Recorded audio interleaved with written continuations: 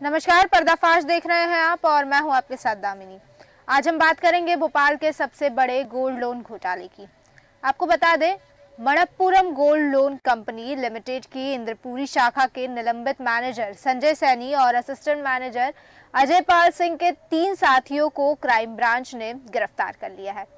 बीते 1 साल में शातिर गैंग ने इंद्रपुरी शाखा के ग्राहकों के गिरवी जेवर और बैंक की रकम मिलाकर करीब 4.5 करोड़ रुपए का गबन किया था। आरोपियों ने अब तक 95 ग्राहकों के जमा गोल्ड लोन में हेराफेरी करना कबूल किया है। वहीं आरोपियों ने ग्राहकों के गिरवी जेवरों के एवज में जमा रकम भी हड़प ली है। फर्जी नाम पते से कई प्रकरण बनाकर गोल्ड लोन ले लिया।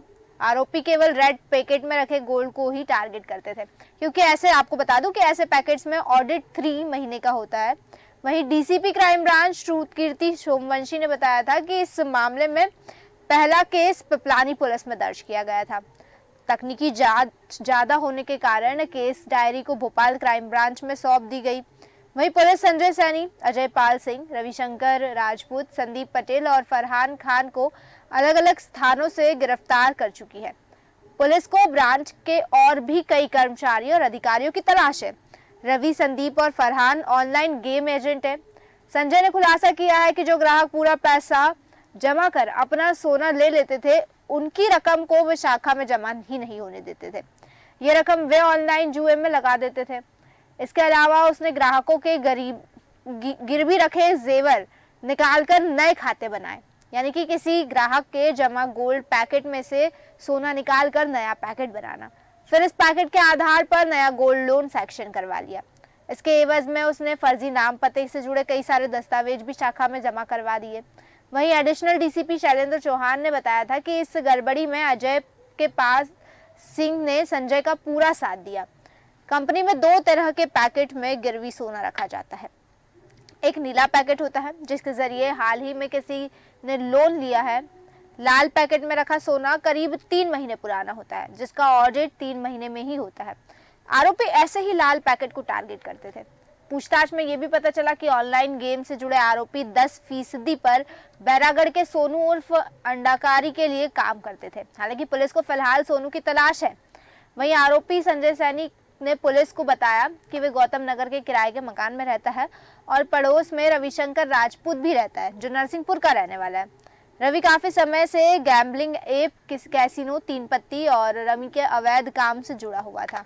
वहीं संजय भी उनके अच्छे रहन सहन से प्रभावित हुआ और उसके कहने पर छोटी मोटी बैट लगानी शुरू कर दी। बड़ी रकम हारने पर उसने घाटा कवर करने के लिए ब्रांच में ग्राहकों के स्वर्ण आभूषणों में हेरफेर शुरू कर दी। तो ये तो था कि इतना बड़ा घोटाला हुआ। इतने बड़े घोटाले पर कई सारे सवाल उठते हैं। इन सवालों को साथ हम अधिक चर्चा करेंगे, लेकिन उससे पहले आइए आपको सुनाते हैं कि पुलिस वालों का क्या कहना है इस पर। दरअसल ये 95 लोग जो हैं, इन्होंने इसमें कोई ग्राहक शामिल नहीं है। इसने फर्जी लोन क्रिएट किए हैं। लगभग 95 केसेस क्रिएट हुए हैं, जिसके बारे में लोगों को कोई सूचना नहीं थी, क्योंकि उनके डॉक्यूमेंट यूज हुए थे, उनसे कोई धोखाधड़ी नहीं की गई थी। इनकी जो इंडिपेंडेंट ऑडिटिंग की वो जो है एजेंसी है अपनी खुद की, ये धोखाधड़ी उसमें सामने आई, तो इनके डिपार्टमेंट के लोगों ने इसमें शिकायत की थी कि ये व्यक्ति फरार है और लगभग 4.5 करोड़ के आसपास का इसने लोन बना दिया है, तो इसकी गिरफ्तारी की जाए। अभी हमारी इन्वेस्टिगेशन में तो फिलहाल ये 2 लोग पकड़ लिए गए हैं। बाकी और किसके किसके उसमें कोल्यूशन है, जो कैश निकालने वाला व्यक्ति है उसकी क्या सहभागिता है इसमें, इसके अलावा जो इनके रीजनल लेवल पे लोग ऑडिट करते हैं उनकी रिपोर्ट में क्या आया है, हम लोग उसकी भी जांच पड़ताल कर रहे हैं कि अगर उसमें कोई धोखाधड़ी की गई है, उसमें रिकॉर्ड में कोई हेराफेरी की गई है, तो उनको भी इसमें शामिल किया जाएगा। इसमें मोस्टली जो राशि है वो इंश्योर्ड होती है बैंक की, तो ग्राहकों को इसमें कोई दिक्कत नहीं आने वाली है। ज्यादातर पैसा वही है जो इसने एक्स्ट्रा लोन क्रिएट करके लिए हैं, तो उसमें ग्राहकों का हिस्सा तो बरकरार है, उसमें बहुत ही कम क्षति हुई है। कुछ एक लोन ऐसे हैं जिसमें इसने उनका जो गोल्ड इनके यहाँ गिरवी है उसको भी एक्स्ट्रा निकाल के नए लोन क्रिएट किए हैं। तो वो मुझे लगता है कि इनकी कंपनी के स्तर पे, इनके डिपार्टमेंटल के स्तर पे उसको ये लोग सुलझा लेंगे, और मोस्टली जो राशि है वो इंश्योर्ड है, तो वो लोगों को वापस भी कर दी जाएगी। तो जिस तरह से आपने देखा कि इतना बड़ा घोटाला हुआ, गोल्ड लोन का घोटाला हुआ, जिसमें कई तरह के सवाल उठ रहे हैं। एक तरफ तो ठीक है, पुलिस द्वारा आरोपियों को गिरफ्तार कर लिया गया है, लेकिन सबसे बड़ा सवाल होता है करीब 95 ग्राहकों के फर्जी दस्तावेज और 95 ग्राहकों के नाम पर फर्जी लोन लिया गया, ये चीज सामने आई। तो सबसे बड़ा सवाल उठता है कि आखिर इतना बड़ा घोटाला हुआ कैसे, आखिर किस तरह से इस घोटाले को अंजाम दिया गया। और एक ब्रांच में करीब 1 साल से इतना बड़ा घोटाला चला आ रहा है और ब्रांच मैनेजर द्वारा ये घोटाला किया जा रहा है और ब्रांच को पता कैसे नहीं चला। यानी कि करीब 1 साल बाद इस घोटाले का खुलासा होता है। एक एक करके 95 लोगों के नाम पर फर्जी लोन लिया जाता है, पैसे जुए में लगा दिए जाते हैं और किसी को पता ही नहीं चलता है। तो कई सवाल उठते हैं और इसी पर अधिक चर्चा के लिए हमारे साथ भोपाल से संवाददाता मनीष कुमार जुड़ चुके हैं, वहीं हमारे साथ वरिष्ठ पत्रकार कौशल सक्सेना जी भी जुड़ चुके हैं। सबसे पहले तो मनीष, मैं आपके पास आपसे जानना चाहूंगी, जिस तरह से ये पूरा मामला सामने आया है, एक बड़ा सवाल उठता है कि ठीक है, पुलिस द्वारा आरोपियों को गिरफ्तार कर लिया गया, लेकिन आरोपियों द्वारा इस घोटाले को अंजाम कैसे दिया गया, ये पूरी चीज मैं विस्तार से जानना चाहती हूँ। जी दामिनी जी, पहला मामला तो आपको पता है कि ये मणप्पुरम का पूरा मामला है। इससे पहले भी पिछले 1 साल से इसमें इस तरह की वारदातें देखी जा रही थी, लेकिन वो कहीं ना कहीं से इस बातों को वहीं दबा दिया जा रहा था। लेकिन इसमें जो बड़ा घोटाला आया 4,43,00,000 का, जिसमें देखा गया है कि इसमें सबसे बड़ी बात यह है कि शाखा प्रबंधक और जो वहाँ के सहायक प्रबंधक कर्मचारी हैं, इन सबकी एक साठगांठ वहाँ पे रही है। क्योंकि इससे पहले भी इन्होंने छोटे मोटे स्तर पे ये चीजें की हैं, लेकिन वो इतने बड़े पैमाने पे नहीं थी।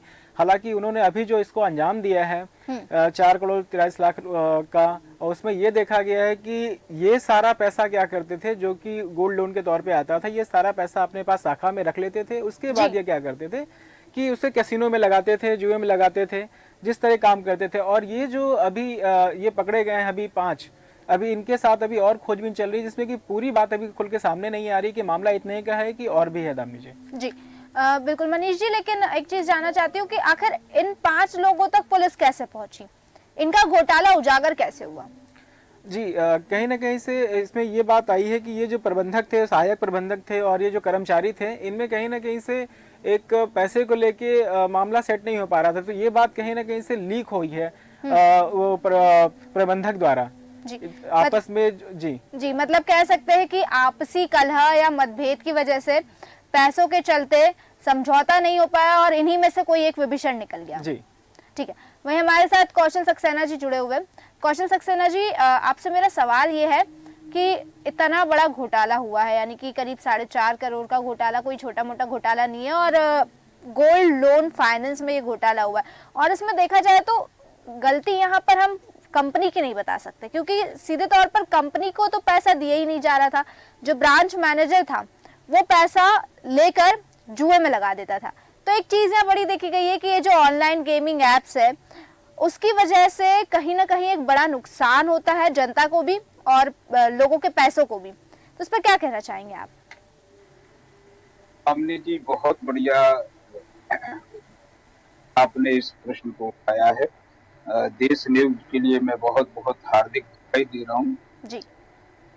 हाँ, ये नहीं है बात, सबसे महत्वपूर्ण ये है कि पब्लिक के व्यक्ति को कैसे मालूम है कि बैंक में इस प्रकार से राशि निकाली जा सकती है जी। बैंक में जो गोल्ड लोन रखा हुआ है लोगों का, इसको ऐसे निकाला जा सकता है, इस पर ऐसे गबन किया जा सकता है। तो स्पष्ट रूप से इसमें ये हो रहा है कि इसमें शुरुआत अंदर से हुई है। इसमें कोई भी शंका नहीं है कि इसमें बैंक पूरी तरीके से शामिल, पदस्थ कर्मचारी है, उनका इसमें पूरी तरीके से उन्हीं ने पब्लिक के कुछ लोगों को अपने साथ मिलाया है जी। और इतना बड़ा घोटाले को अंजाम दिया। बात ये नहीं है, मेरे भाई बोल रहे थे, अभी पुलिस वालों ने भी कहा कि इसमें पब्लिक का इन्वॉल्वेशन नहीं है, लेकिन ये सारा पैसा कहीं ना कहीं पब्लिक का ही होता है। जी बिल्कुल। हम कैसे कह सकते हैं कि इसमें पब्लिक का इन्वॉल्वेशन नहीं है? ये बैंक का होगा, बैंक तो कहाँ से पूर्ति करेगा? है तो इतने बड़े बड़े घोटाले जब हो रहे हैं, हमारी नाक के नीचे हो रहे हैं, उसमें कहीं ना कहीं बैंक वाले शामिल रहते हैं। उनकी मनोज भाई ने बताया कि आपस में उनके कुछ इस वजह से वो लीक हो गई जी। सारे प्रकरण में ऐसा ही होता है, जब वो आपस में लड़ जाए या उनका हिस्सा बांटे में कोई परेशानी आ जाए तो फिर पता चलता है, पुलिस को पहले पता नहीं चलता जी। अरे सिस्टम के ऊपर यही प्रश्न उठ रहा है। और मैं देश न्यूज के माध्यम से ये कहना चाहूंगा कि आज इस साइबर बुरा है। हम सोशल मीडिया को बहुत अच्छे से माध्यम बना के चल रहे हैं, लेकिन इसमें अपराध जन्म हो रहे हैं। जब देश न्यूज की नजर इन पर पड़ रही है और लोगों को पता चल रहा है, तो बहुत सतर्क रहने की जरूरत है दामिनी जी। जी बिल्कुल कौशल जी, बहुत सफल रहने की जरूरत है। और एक चीज यहाँ कहना चाहूंगी कि मतलब बैंक पर लोगों को भरोसा होता है, ठीक है, क्योंकि आम नागरिक अपना पैसा बैंक में क्यों जमा करता है, ताकि वो पैसा सेफ रहे। लेकिन उसके बावजूद आम नागरिकों के पैसों का इस तरह से फर्जीवाड़ा किया जाना, यानी कि करीब 4.5 करोड़ रुपयों का गबन किया जाना, वो भी ऑनलाइन गेमिंग एप्स के चक्कर में। जैसे कि हाल फिलहाल में ये कोई एक घोटाला नहीं है, इससे पहले महादेव ऐप का घोटाला, एक बहुत बड़ा घोटाला सामने आया था। और ऐसे ऑनलाइन गेमिंग एप्स हो गए, कसीनो, रमीन के चलते कई सारे घोटाले आए दिन सामने आते रहते हैं। तो इसके लिए आप सबसे ज्यादा जिम्मेदार किसे ठहराना चाहेंगे? तो सिस्टम को हम जिम्मेदार ठहरा जी। एक हफ्ते के अंदर होती है, पाक्षिक होती है, महीने में आती है। उनकी जांच कहाँ वो मॉनिटरिंग फेल हो गई। जब साप्ताहिक जांच की गई, सारे खाते चेक किए जाते हैं जी। तो फिर वहां कहीं ना कहीं तो मिली भगत थी कि उसको बाहर से निकाल दिया गया। ये सिस्टम हमारा जो है, इस सिस्टम में कहीं ना कहीं दरार है और उस दरार से ये अपराधी प्रवेश कर रहे हैं। ठीक, कौशल जी, सिस्टम में तो दरार है ही है। साथ में एक और चीज यह कहना चाहूंगी कि सिस्टम के साथ साथ जो बैंक प्रबंधन है उसकी भी कहीं ना कहीं लापरवाही है। क्योंकि अगर एक बैंक मैनेजर साल भर से, और सिर्फ बैंक मैनेजर नहीं, बैंक के कई कर्मचारी इसमें शामिल है, और साल भर से इतने बड़े घोटाले को अंजाम दे रहे हैं और कंपनी को अभी तक पता नहीं चला, बैंक प्रबंधन को अभी तक पता नहीं चला, तो ये तो बड़ा सवाल उठता है कि आखिर प्रबंधन क्या कर रहा था। मनीष जी, इसी पर आपसे एक सवाल करना चाहूंगी कि कंपनी को इसमें किसी प्रकार से कुछ पता नहीं चला, बैंक मैनेजर द्वारा ये घोटाला किया गया, बैंक के कुछ और कर्मचारी द्वारा भी ये घोटाला किया गया, लेकिन सबसे बड़ा सवाल ये उठता है कि आखिर कंपनी क्या कर रही थी इतने समय तक? कंपनी को पता नहीं चला, या सच में पता नहीं चला, या जानबूझकर कंपनी ने इसे नजरअंदाज किया?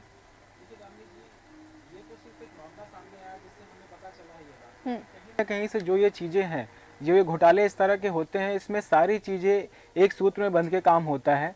चाहे वो कंपनी हो, चाहे वो कर्मचारी हो, चाहे वहाँ का मैनेजमेंट करने वाला हो, और ये जो पब्लिक के पैसे हैं, इनको पता है कि कितने समय के लिए रखा जाता है और क्या किया जाता है। तो जो यहाँ पे आपने कहा कि इसमें मैनेजमेंट या प्रबंधक का जो मामला है, तो ये सबको पता होता है कि बिना सेंध लगाए कोई काम नहीं होगा। अगर हमें कहीं चोरी करनी है तो हमें चौकीदार से मिलना ही पड़ेगा। तो ये बात है, क्योंकि उस वहाँ कितना धन रखा है, कितनी राशि है, ये कैसे बाहर वालों को पता चलेगा? वो तो सबसे पहले वो कर्मचारियों को पता होता है, वो प्रबंधक को पता होता है कि यहाँ पे कितना पैसा रखा हुआ है, किनका किनका रखा है, इसे कैसे गबन कर सकते हैं। उसमें एक मामला आया है कि जो आरोपी हैं, उन्होंने इतनी शातिरता से ये काम किया है कि जो वहाँ के सुनार थे उनसे भी उन्होंने साठगांठ की, पूरे मामले को एक पहले पैकेज के तौर पे तैयार किया कि इसको कैसे इसको अंजाम दिया जाएगा। तो अंजाम को एक आदमी इसमें नहीं दे पाता है, इसमें एक टीम बन के चोरी करती है, जिसमें कि वो प्रबंधक भी शामिल है और वो जिसकी कंपनी है वो भी कहीं ना कहीं से इसमें इन्वॉल्व है। जी बिल्कुल मनीष जी, कह सकते हैं कि किसी एक आदमी के द्वारा इतना बड़ा घोटाला करना पॉसिबल भी नहीं है, और पूरी टीम ने काम किया, और यही वजह है कि पूरी टीम के काम करने की वजह से आज ये घोटाला उजागर भी हुआ। क्योंकि आपसी सहमति बन नहीं पाई, और आपसी सहमति नहीं बनने की वजह से कहीं ना कहीं इसी टीम में से कोई एक विभीषण निकला और ये घोटाला उजागर हुआ। एक चीज यह सामने आई है कि सबसे पहला जो इसमें शिकायत दर्ज की गई थी वो पिपलियाना पुलिस को दर्ज कराई गई थी, यानी कि शिकायत इसमें ऑलरेडी दर्ज कराई जा चुकी थी पहले भी कई बार। तो क्या मतलब 1 साल से ये घोटाला चला आ रहा है तो पब्लिक द्वारा इसमें शिकायत दर्ज कराई गई थी, जिन पब्लिक के जो पैसों का गबन किया गया है जिन लोगों के, उनके द्वारा ये शिकायतें दर्ज कराई गई थी, या ऐसी कोई स्थिति सामने आई है, ऐसी कोई चीज सामने आई है कि पब्लिक का इसमें कुछ कोई मत है? क्या कहना है? देखिए दामिनी जी, इसमें क्या है कि जो मामला तो ये 26 फरवरी को ही दर्ज करा दिया गया था पिपलानी में, लेकिन ये जो मामला दर्ज कराया गया, कहीं ना कहीं से ये मामले की पूरी पुष्टि पुलिस ने अभी बताई नहीं है कि मामला किसने दर्ज कराया, या फिर ग्राहक ने मामला दर्ज कराया है कि उनमें से किसी ने मामला दर्ज कराया है। ये तो चलता चला आ रहा था पिछले 1 साल से, लेकिन अभी इसकी पूरी पुष्टि नहीं हो पाई है कि मामला 26 फरवरी का तो है, लेकिन किसने दर्ज कराया इसकी अभी पुष्टि नहीं हो पाई है। और ये जो इनका जो काम है ये तो सही बोल रही दामी जी कि पिछले 1 साल से चल रहा है, और पता नहीं, ये तो हमें सिर्फ एक अंदाजा लगा रहे हैं कि 1 साल से चल रहा है, पता नहीं ये कितने समय से ये मतलब इस तरह की फ्रॉडगिरी चल रही है इसमें। बिल्कुल। कौशल जी, आपके पास आना चाहूंगी, जिस तरह से ये चीजें देखी गई है, ये तो सिर्फ हमें पता चली है ये चीजें कि पिछले 1 सालों से ये फ्रॉड चल रहा है, यानी कि सिर्फ 1 साल अभी सामने आया, लेकिन हो सकता है कि इसके पहले से चल रहा हो, चीजें सामने ना आई हो, अब सामने आई है, क्योंकि अगर 1 सालों से चल रहा हो उसके बाद अब चीजें सामने आ सकती, तो इसकी संभावना भी है कि ये पहले से भी चल रहा होगा। तो इसमें इतने सारे जो पैसे, जो पब्लिक का पैसा था, जो लोगों का पैसा था, उनका गबन किया गया है। सीधे तौर पर एक चीज यहाँ सामने आई है कि ऐसा भी किया गया है कुछ लोगों द्वारा यहाँ पर कि जो गोल्ड लोन लिया था या कोई जेवर गिरवी रखे थे, तो जब पैसे देकर वो जेवर छुड़ा लिए जाते थे, तो फिर शाखा प्रबंधक द्वारा वो जेवरों को शाखा में ना जेवरों के पैसों को शाखा में ना जमा करके ऑनलाइन जुए में लगा दिया जाता था। तो यानी कि कहीं ना कहीं लोगों के पैसे, पब्लिक के पैसे का फर्जीवाड़ा किया गया, पब्लिक का पैसा गबन किया गया। अब इतना बड़ा ये जो चीज घोटाला सामने आया, इसमें करोड़ों रुपए का घोटाला हुआ है। ये जो करोड़ों रुपए गबन किए गए हैं, जो आरोपियों द्वारा तो लगा दिए गए हैं जुए में, सत्ते में, लेकिन अब जो पब्लिक का ये पैसा है उसकी भरपाई कौन करेगा? दामिनी जी, बहुत बढ़िया प्रश्न है। मैं ये कह रहा हूँ कि 1 साल से 1 वर्ष पहले इसकी FIR दर्ज की गई जी। तो जितने अपराधी हैं, जो बैंक कर्मी उसमें लिप्त हैं, पदस्थ स्टाफ उसमें लिप्त है, इन सबको भी ये पता होगा कि FIR हुई है जी। तो उनमें किसी प्रकार का डर या भय था ही नहीं, क्योंकि वो ये समझ रहे थे कि इसको हम कैसे दबाएंगे। तौर पर किसी ने लिखा है कि दिल के फपोले जल उठे सीने की आग से, तो घर को आग लगा दी घर के चिराग से। निश्चित तौर पर ये इनके अंदर के कर्मचारी इसमें लिप्त रहे हैं। बाहर से जिन भी लोगों को इन्होंने शामिल किया है उनको इनने शामिल किया है, और ये बात सही है कि ये बात हम सब सामने आई है, लेकिन इसमें कई प्रकार के घपले, कई प्रकार के घोटाले निश्चित तौर पर पहले से चलते आ रहे होंगे, जब इनके मनोबल इतने बड़े हैं। राजधानी में बैठकर जहाँ की पुलिस इतनी सतर्क है, मीडिया सतर्क है, पत्रकार सतर्क है, उनके बीच में बैठ के इतना करोड़ों का घोटाला कर जाए तो निश्चित तौर पर उनके हौसले बहुत बुलंद है। जी बिल्कुल, और हौसले बुलंद इसलिए भी है क्योंकि क्या होता है ना कि अक्सर इस तरह के घोटाले होते हैं, आरोपियों पर FIR भी दर्ज हो जाती है, यहाँ तक कि पुलिस ने अभी तो गिरफ्तार कर लिया। कई बार ऐसी स्थिति होती है कि पुलिस द्वारा गिरफ्तार कर लिया जाता है, उसके बावजूद आरोपी बच के निकल जाते हैं। तो यही वजह हो सकती है। जी जी, कौशल जी कहिए। उनको ये भरोसा है कि इस केस में एक दिन हमको पकड़ाना है, फिर वहां से निकलना कैसे है, इस सारे काले कारोबार को, साम्राज्य को हमें कैसे वाइट करना है, ये सारी योजनाएं उनके पास है। ऐसे कई मामला हमारे सामने हैं, आप भी मीडिया से हैं, कई मामला ऐसे हैं आए, उनका बड़ा शोरगुल हुआ, लेकिन बाद में रफा दफा हो गई। अब अपराधी भी छूट जाते हैं, सब कुछ हो जाता है। तो उनको ये मालूम है कि हमें आगे क्या करना है, तो पहले क्या किया है ये भी है, वर्तमान में क्या कर रहे हैं इसका भी प्लान है, और भविष्य में यदि जो अब हो रहा है इससे कैसे निकलना है ये प्लान भी उनके पास है। और मैं तो कहना चाहूंगा दामिनी जी कि इस सीट पर बैठे हुए जिम्मेदार व्यक्ति को इतनी कड़ी सजा दी जाए ताकि जो जिम्मेदार पूर्ण पर बैठे हैं, जिनके हाथ में सरकार ने खजाना सौंपा है, वो गलत कार्य करने के पहले कई बार सोचें। बिल्कुल बिल्कुल, आप सही कह रहे हैं कि कड़ी कार्रवाई होनी चाहिए, क्योंकि क्या है ना, कार्रवाई का डर ना होने की वजह से ही इस तरह के अपराधों को अंजाम दिया जाता है। मनीष जी, आपके पास आना चाहूंगी। आखिर में ये जानना चाहूंगी कि आरोपियों की फिलहाल क्या स्थिति है। हालांकि पुलिस द्वारा आरोपियों को गिरफ्तार कर लिया गया है, लेकिन कुछ आरोपी और भी अभी बचे हुए हैं, पुलिस को उनकी तलाश जारी है, तो क्या स्थिति ये जानना चाहती हूँ। दामिनी जी, अभी 5 लोगों को गिरफ्तार कर लिया गया है, बाकियों की तलाश जैसा कि पुलिस बता रही है कि जारी है। और इससे हटके एक बात मैं कहना चाहूंगा कि जो इतनी बड़ी वारदात जो हुई है, जो इतनी बड़ी घटना को अंजाम दिया गया है फर्जीवाड़े को, तो ये तो मैंने जैसा पहले भी कहा कि ये प्री प्लान होता है, और इनमें रही वरिष्ठ पत्रकार हमारे हैं, उन्होंने कहा कि कहीं ना कहीं से इसमें एक जो लिंक अप होता है, इनमें डर क्यों नहीं है, इनमें कड़ी सजा होनी चाहिए। कड़ी सजा तो होनी ही चाहिए, लेकिन मैं जब इसमें सिर्फ एक लाइन जोड़ना चाहता हूँ कि कड़ी सजा तब होगी जब इसको कड़ा बनाया जाएगा, जब उस तरह की धाराओं को, धारा जिस तरह से इसमें डाली गई है, सिर्फ एक चोरी की धारा डाली गई है, इसमें डकैती की धारा नहीं है। क्योंकि ये क्या करते हैं कि जो एक रॉबरी जो होता है, वो जो प्लान है, क्योंकि पुलिस वाले भी इसमें इन्वॉल्व है, क्या एक्चुअल चीजें हैं वही हमें डाटा देते हैं। हम तो उस बेस पे बात कर रहे हैं पत्रकार होके कि जो हमें वहां से सुराग मिला है, जो क्राइम ब्रांच से हमें मिली है, हम उस बेस पे बात कर रहे हैं। लेकिन बात यह है कि एक्चुअल में ये 4.5 करोड़ का घोटाला है या 10 करोड़ का घोटाला है, ये अभी तक तथ्य सामने नहीं आया है। पहली चीज, अभी से इसमें 5 लोग गिरफ्तार हैं, हो सकता है जो मेन आरोपी है वो अभी फरार हो या फरार कर दिया गया हो, एक वो भी बात है।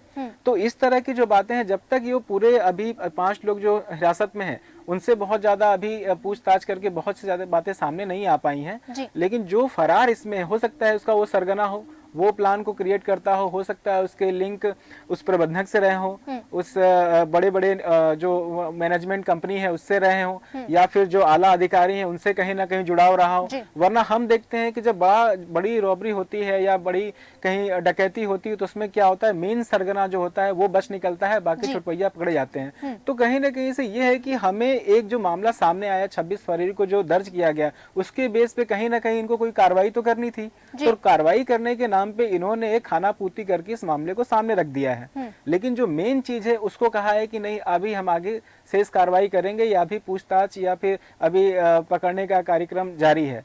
हो सकता है कि जब वो पकड़े जाएं तो उसके बाद मामला सामने आए, या फिर हो सकता है ये मामला रफा दफा यूं ही कर दिया जाए। जी दामी। कौशल जी, आप कुछ कहना चाह रहे थे, मैं चाहूंगी कि आप अपनी बात कहें।